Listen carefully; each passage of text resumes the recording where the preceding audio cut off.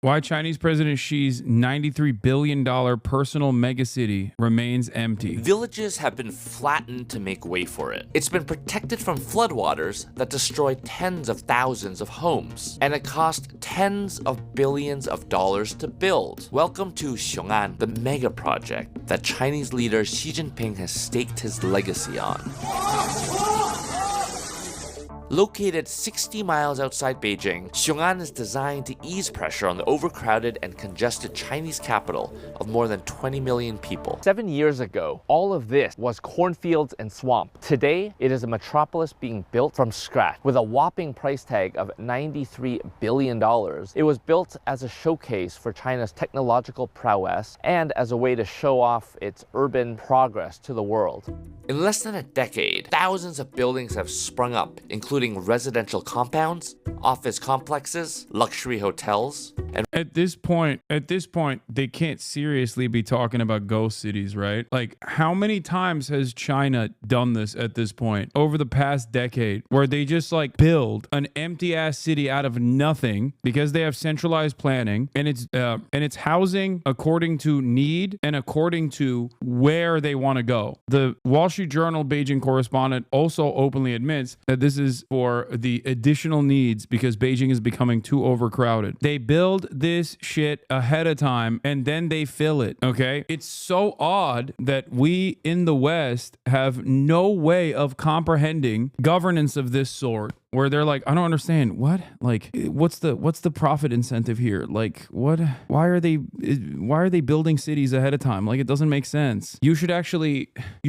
make sure that there's no planning whatsoever, and it shouldn't even be reactive. There's no proactive housing, but there is not even reactive housing. We shouldn't even build any housing whatsoever. How else are they going to consistently increase the price of housing? How else will the independent homeowners be able to maintain their nest egg? And it's really funny because, like, with the exception of homesteads, okay, in rural areas or whatever, or agrarian farmland, which has a different set of restrictions, China has a similar structure to Singapore, or I'll use a capitalist example, where all housing in China is offered a 70-year lease. So no one truly owns their home. Now, of course, the 70-year lease, once it's done, will usually be like all land is publicly owned. The government decides what to do with that land, which is why eminent domain style initiatives like this happen all the time. America also has eminent domain. We just only use it to build the border wall, ironically enough. Instead of the bank owning your home like it does in the United States of America, at least for the 30 years where you're paying your mortgage, and ever-changing property tax, as is the case in the United States of America that you pay, there is no property tax and the government owns all of the land. You are basically leasing that land from the government, or leasing that home from the government, for 70 years. At the end of that 70 years, the government offers an extension virtually every single time. Now, that might change, there might be different uses for that land, and that the government might not see a reason to continue the land lease agreement, okay? But having said that, that is the way housing works in China, okay? It's been a fairly successful structure. They're saying my kids won't be owning my $4 billion closet-sized home down the line. What is this nonsense? Yeah. and one of the symbols of the city, Xiong'an train station. This terminus is one of China's biggest, the size of 88 football fields. It can take more than 100,000 passengers a day. But right now it is just deathly silent. You just don't see a lot of people around. You can hear a couple of cleaning workers, a couple of people off in the distance, some security guards, but other than that, it is pretty quiet here. Hello. Despite its official completion date of 2035, parts of the city are already finished. The scale and the speed of the construction here is really just astonishing. You can just feel being here that no expense has been spared to build this into what they're hoping is going to be a socialist modern metropolis. Across the city, signs and billboards promote quotes from China's most Okay, powerful bro, what are they leader. doing? This is like, are they also glazing China? What's happening? Virtually all of this reporting doesn't read as like anti-China to me at all. Are they trying to massage this to be anti-China, but it's not working? Or are they just not even trying to say anti-China shit? I'm a little confused. Oh my God, the USAID funding is cut. Chat, this is what happens.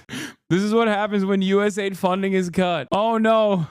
Once that USAID funding is over, you'll see a totally different side of me, okay? That USAID funding went away. No more anti-China commentary. Only 100 years of Chinese prosperity commentary. In decades.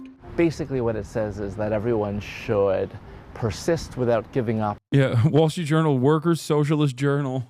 In using Xi Jinping thought on... Oh, that's the other thing. Yeah, if the government decides the land where your house is needed for another use, they pay you a large sum of money that is more than the worth of the house, and they will relocate you to an area that is an upgrade from your previous situation. At least that's what I've heard. It sounds fucking insane, dude. I know it sounds insane. This fucker can't even read Chinese, but they're using him as the expert on the ground reporter. Wait, what? Yeah, I don't understand. Did he have to use Google Translate for memes, or does he actually not know how to... up in using... What it says is that everyone should persist without giving up in using Xi Jinping thought on socialism with Chinese characteristics in the new era to unite our hearts and forge our spirits. Something along those lines. And the success of this multi-billion-dollar endeavor is directly linked to Xi's personal investment in it. So much so that when the deadly floods of 2023 swamped nearby areas, officials demanded Xiong'an be protected. As floodwaters were diverted from sparsely populated Xiong'an into what the government called designated flood zones, neighboring cities and villages were submerged. Videos on social media showed people taking to the streets in a rare show of public anger, claiming the floods in their areas were caused by diverted waters, not by heavy rainfall. The Communist Party hopes Xiong'an will stand alongside successes like the technological hub of Shenzhen in the south of the country, a city which has come to symbolize China's transformation beginning in the 1980s under former leader Deng Xiaoping.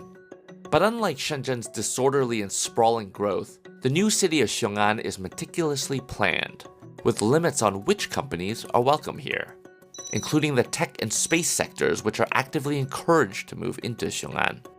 The city also has strict controls on home prices in a bid to fend off speculators. But despite the arrival of state-run companies and institutions, people appear to be less interested in setting up home here. State media boasts that 1.2 million people live here, a figure boosted by incorporating surrounding counties into the city's domain, according to experts in urban planning. But the newly built areas looked eerily empty when we visited. And now we're in sort of a residential commercial part of Xiong'an. This is actually quite a green city. Unlike Beijing, it's lower density. There's a cap on how tall the buildings can be, so there aren't big skyscrapers around, but there's also not a lot of people around. It's very quiet here. In fact, while local authorities say 120,000 people have moved into these new homes over the past 7 years, many of them aren't newcomers, but locals from the villages flattened to make way for the city.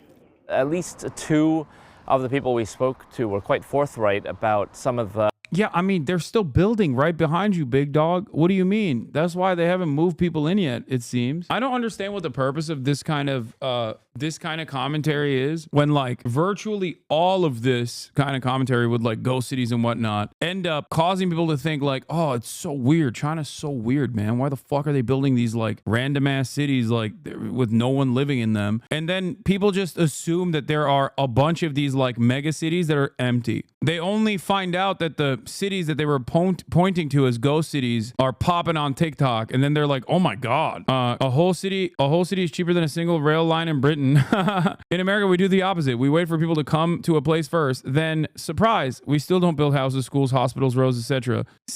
Wall Street Journal, city not complete until 2035. Also Wall Street Journal, why is it empty? Remember when you guys made fun of that metro station in Chongqing, built in an empty swamp field? It's now a fully populated neighborhood with 30,000 people, but I never saw a retraction. Remember when you guys spent a decade calling Pudong a ghost city? What happened? Any follow-ups in Pudong lately? Don't delete this video. We will come here after 5 years to laugh at this video. Oh my God, what is happening? This reporting by Wall Street Journal is amateurish as best at best. Xiong'an is meticulously planned because it's meant to divert a lot of government functions out of Beijing to reduce congestion. Imagine sending 1/3 of Washington D.C.'s government entity to a nearby town. There needs to be a lot of planning. There's nothing utopian about it. Most of the building will be occupied by government entities with specific requirements. That's why they are mostly empty right now, because the government entities have not moved in yet, and its governmental nature has no comparison to the southern economic hub of Shenzhen. Honestly, the whole team that reported on this should be reprimanded. It only shows Wall Street Journal know nothing about China or deliberately looking to manipulate the massage. Y'all forgetting that Pudong in Shanghai was once criticized as a ghost city. Who has ever filled a new city overnight before? It takes years or even decades to fill one up. Build it and they will come. Dude, what is going on? I still don't feel great about the government having the right to straight up flatten your home. Even if you get a payout in a new place, it doesn't spark joy knowing that the state can straight up boot you from your multi-generational family homes. These kind of decisions should be done by the community on their terms, not by the state. Yeah, okay. Well, there's no time for anarchists, okay? We're building fucking multi-billion-dollar states. Multi-billion-dollar megacities. And by we, I mean Xi. Unfortunately, the Xi will never be we. Shut the fuck up, Hassan. No, dude. Keep coping. No, it's fine, dude. Keep coping. It's so much better. It's so much better in America. I love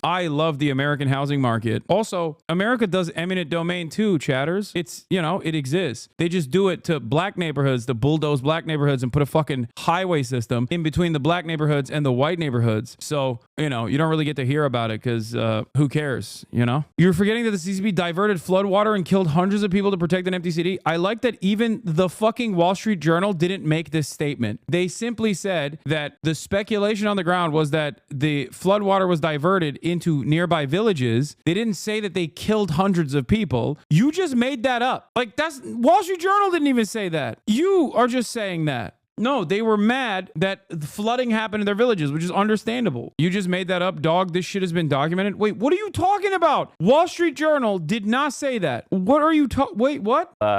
Inequalities and some of the anger that some of the local residents had here. You had a lot of local villagers who basically had their villages torn down and were given compensation, but compensation that I think in a lot of cases didn't quite meet expectations. There are some newcomers, but Yeah, I don't understand how there hasn't been a revolution in China yet. State-regulated housing prices? Do the Chinese not yearn for the freedom that is BlackRock? Do they not know the pure ecstasy of seeing a 2-bedroom home cost $2.6 million? This makes no sense to me. I know. As a homeowner myself, I love it, dude. It's great. The state has the powers of rain and flood control across giant parts of land. No, like in the United States of America, we literally have a levee system that unironically, anytime there's like an unprecedented amount of rainfall, there's a levee system that does actually end up creating floodplains on poorer neighborhoods to protect wealthier neighborhoods. This has happened time and time again. Okay, so it's not shocking to me if that actually did happen. I'm just stating that the Wall Street Journal did not say that. They simply stated that the speculation from the village people that were living in the surrounding villages was that the water was diverted into their villages during the flooding that ended up leveling their villages. And there's no follow-up on what has happened to those villagers. So it just leaves you to speculate and hope that they got killed by the Chinese government or something. Stop listening to Chinese propaganda. I'm literally listening to fucking Wall Street Journal. This is the exact opposite. Okay, this guy's memeing. Okay, never mind. What is Wall Street Journal? Yeah, it's the woke Shenzhen Journal. That's what it is. many of them appear to work for the companies actually building the city, with construction remaining the main source of employment in the area. Experts point out that it took over a decade for the city of Shenzhen to be considered a successful venture. But while Shenzhen grew as China opened to a deluge of Western investment, Xiong'an is being built as China faces the headwinds of decoupling from the West, an economic slowdown, and declining population growth. Despite these concerns, authorities project Xiong'an's population will reach 5 million people in the coming decades. China experts say that Xi has invested so much of his reputation into Xiong'an, he has little choice but to push on with the mega project. But whether this still largely empty construction site evolves into a shining metropolis of the socialist future or a failed vanity project remains to be seen. I mean, dude, what is the takeaway here? Wow, they're building a megacity, but it's bad. Have you seen American cities, dog? What the fuck? Like, that's you. If you show this to anyone that isn't Reddit brain poisoned, okay, or, working at Langley, virtually every American's gonna look at that and be like, can we do this too, please? More of this? Can we do this? This seems like a good idea. I would like this to happen, okay? Give me the opportunity and I will level Sacramento, okay, and rebuild it in the glorious visage of a Chinese socialist, Chinese communist future, okay? You understand me? They'd be like, oh, failed vanity project? No, seems like that's tens of millions of new housing units. It's the funniest thing to get mad at China about, okay? Straight up. Especially when you're in the United States of America and you look around and there are fucking homeless people everywhere. Hassan, you are projecting your imagination to China, which is so much difference. Is this the same guy that said, what is the Wall Street Journal earlier? Well, the majority of Chinese rail lines are hugely unprofitable, and the line from Beijing to Xinjiang has lost tens of billions already, has already gotten downside and is still losing billions yearly. It's a huge shame that there is no HSR in America, but on the other side of the coin, is there virtue to having large infrastructure projects if they're not even utilized? Yeah, it's still good. What do you mean?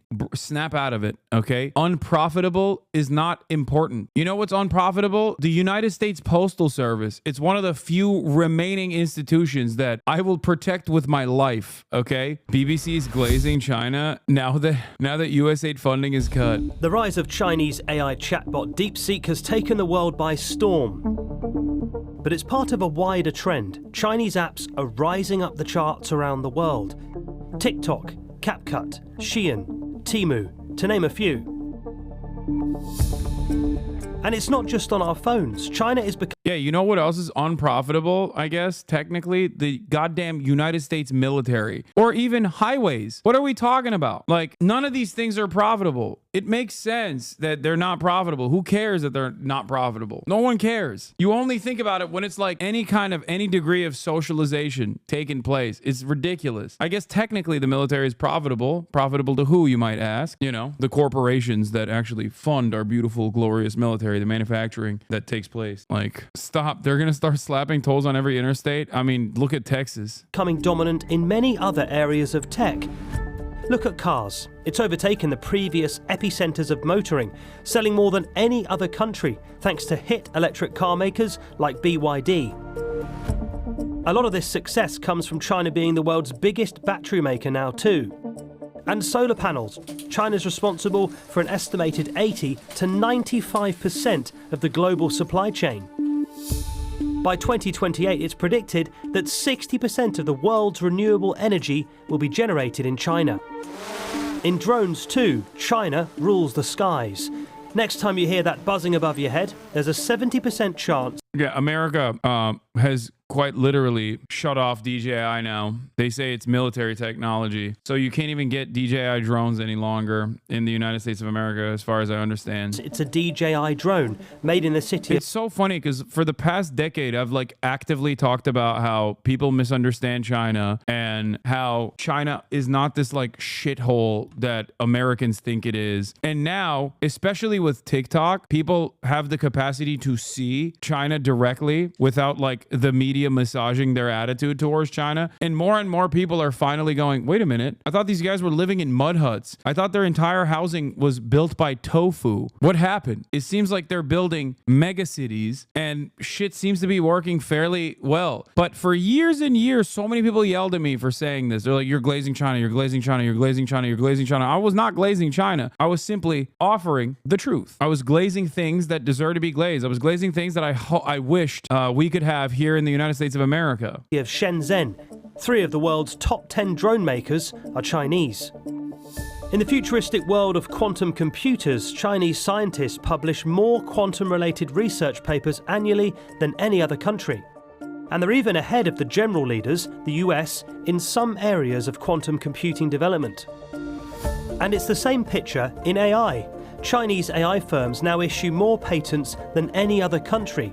And the rise of DeepSeek shows it's capable of challenging the dominant US giants with products too. Oh, the DJI ban got postponed. DJI escapes U.S. drone ban, but may get banned automatically unless Trump steps in. Hold on. Can you see the tofu line one more time? Give me a minute to take a sip to spit out. Yeah, no, there's like a meme where people say like, oh, all of the buildings are built with tofu. And there's that like super old video where a guy with a spoon is like scooping out what looks like a cinder block or whatever. Come on, you must have seen it. Yeah, tofu dreg construction. China fakes everything.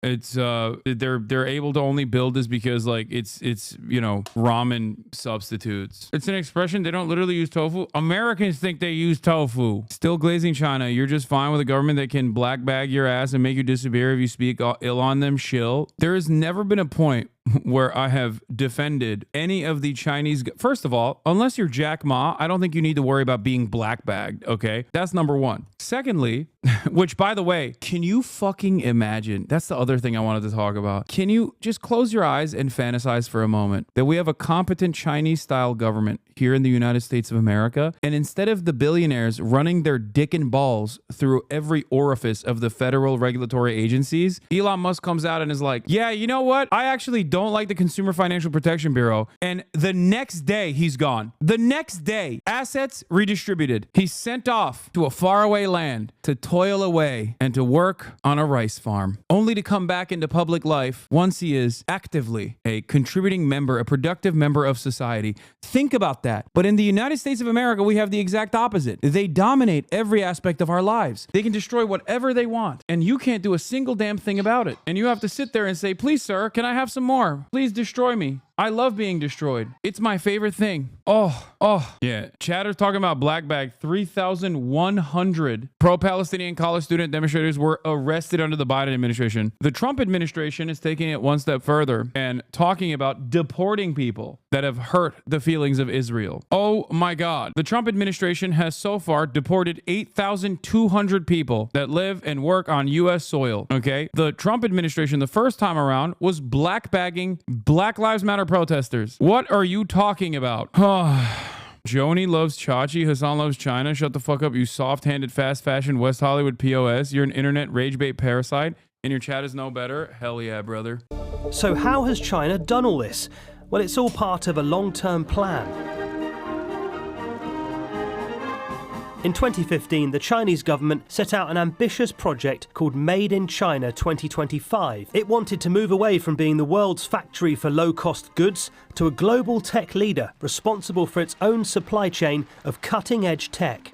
Made in China 2025, in my opinion, was largely very successful. So in many industries, like China is catching up with the leading edge. And in some industries, China even leading, EV in cars, and 5Gs, batteries, solar energies. Now even in the AI, JAI, China become one of the players. Across 10 target technologies, the plan set out more than 250 mini goals. And according to analysis from South China Morning Post, 86% of them have been ticked off. Some targets, like electric vehicles and renewable energy production, have far exceeded the targets. South China Morning Post is sometimes accused of being pro-China, but Made in China 2025 has been hailed a success by many other analysts too. So how has China done it? What China has been moderately successful, at least, and some would say incredibly successful at doing, is using its. The fact that this British bitch said Joni loves Chachi, he's 49 and never married and has a pet rat. Jesus Christ, you didn't have to destroy this man. Okay, you're an internet rage bait parasite and your chat is no better. That's right. Fuck all of you. Get a fucking job and better your situation, you lazy crybaby fucks. I love the divorced dad energy coming from this man. That's a 50-year-old man, dude. Why do you have this level of resentment? Not even towards me. That's fine. You can hate me all you want. But like, why are you so angry at like any kind of video that goes, hey man, China kind of cooking right now? The normal situation here, stop giving a shite. Thank you for the 50 gifted subs. The normal situation here is to look at all of this development and say, why can't we have that here in the United States of America? Except you guys are so primed that you just go, nah, I hate that. Fuck China. We should kill them all dead. Okay. Instead of going, why can't we have some of this stuff here in the United States of America? That's That's it. Like, I just don't get it. I literally don't understand. When I see any country doing something positive, doing something good, okay, for its citizens, my immediate reaction isn't, well, they're not America, so they must die, right? Like, I just don't understand why you look at other nations and you go, fuck them.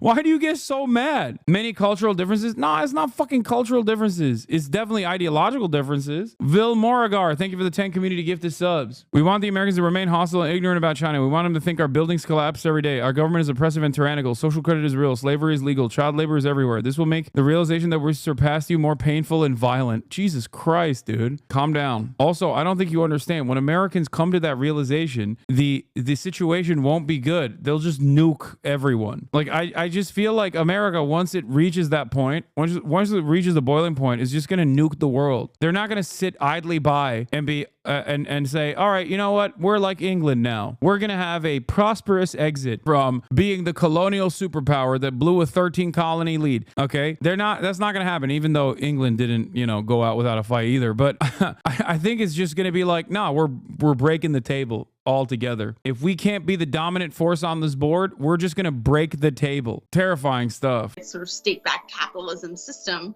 whereby the government really sets a research agenda, sets a funding agenda, bringing foreign researchers and enticing them to stay in China, or at least to give their innovations and ideas over to Chinese companies, requiring businesses from outside of China, oftentimes to set up joint ventures with Chinese ventures. These are all sort of tools that China has used to help achieve these ambitions.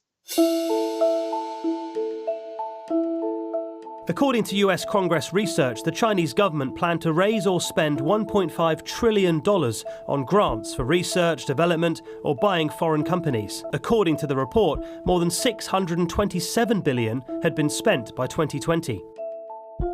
Research centres sprung up in city hubs centred around various technologies. Also, the US and its allies have accused China of shortcutting some of its tech innovation by stealing intellectual property through hacking. For example, US aircraft makers.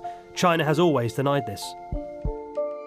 Made in China 2025 got so successful that after just a few years, the government stopped using the term as it was antagonising rivals. But it was too late.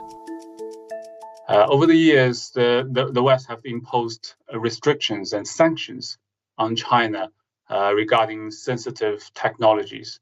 But this huge external threat has wakened up the Chinese and kind of forced them to pursue a self-sufficiency strategy in this advanced technology. There's an old saying in China, life always finds its own way out. Huawei is a great example of this. In around 2019, it was top of the world in 5G equipment.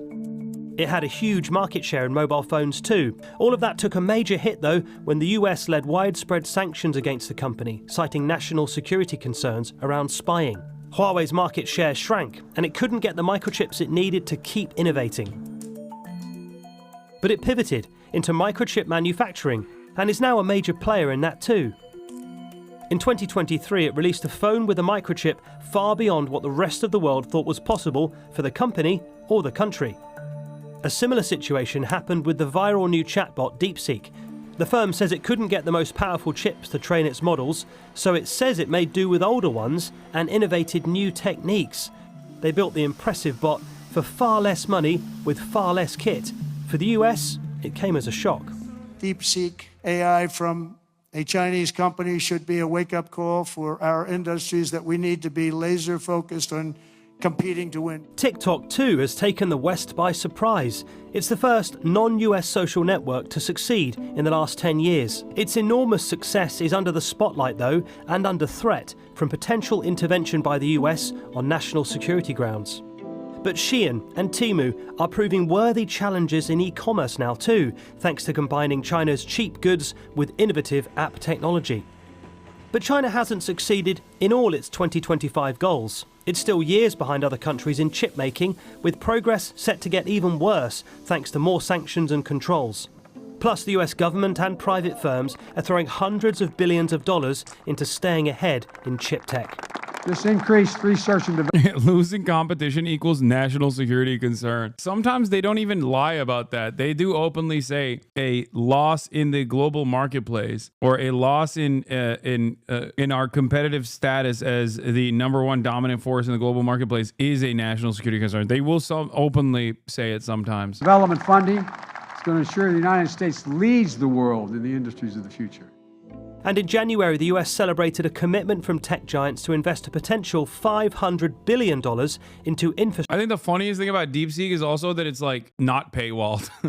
So it directly undermines one guy's implementation. Okay. One guy, this guy, well, and this guy too, and many of the other guys that are in Silicon Valley that want to paywall this technology that relies on stealing IP from everyone. Technology that would be more beneficial if it wasn't paywalled at all and was built on top of not responding to any sort of intellectual property rights anyway. It's kind of wild to think about how much of the scientific journals that have been scoured by these dudes for profit. Like they're just stealing other people's scientific research that was paywalled to begin with. They scoured all of it. Okay. And they did it. And now they turn around and they want to paywall the access to that fucking information or the access to this resource. It's just very frustrating and very hypocritical all the way up and down. Now imagine, close your eyes for a moment and imagine a competent government. Okay. A competent government where, let's say Mark Zuckerberg, okay, Dick Zuckerberg turns around and he's like, yeah, the Meta AI initiatives are very successful. It's going to be a wonderful, prosperous journey for us. We're going to improve our market cap. And then the socialist communist government of the United States of America goes, okay, Mark, come over here. Come over here. You're going on a vacation. Okay. Oh, nice Dominican ray you got hit with. Okay. Now we're going to hit you with the Chinese socialism ray. It's a nice little vacation, dude. Oh God. Just think. Instead of Elon Musk leading the government, Elon Musk, the moment that he actually is a threat to the government, goes away for a little bit, only to come back. Aaron Swartz was driven to suicide for posting JSTOR articles for free online. Meanwhile, these tech oligarchs basically steal people's data by the tens of thousands of terabytes with no consequences. Yeah, but you don't understand. Aaron Swartz posted the JSTOR articles online for free. Meta, on the other hand, stole them and is still paywalling like Meta stole it for profit. Okay. There is a for-profit incentive there. So as long as you have a for-profit incentive there, then it's fine to steal like that. Infrastructure for AI. And it's all taking place right here in America. Other industrialized countries like Germany and Japan have also launched counter plans too. But there's no doubt that a new high-tech leader has emerged with big ambitions, deep pockets, and plenty of patience. How can anybody look at this situation? Okay. I mean, China or not, how can anybody look at what's going on all around them and think, no, things are looking up? You don't understand. You don't understand. Things are actually getting better every day. Any day now. The great American prosperous future is around the corner. Okay.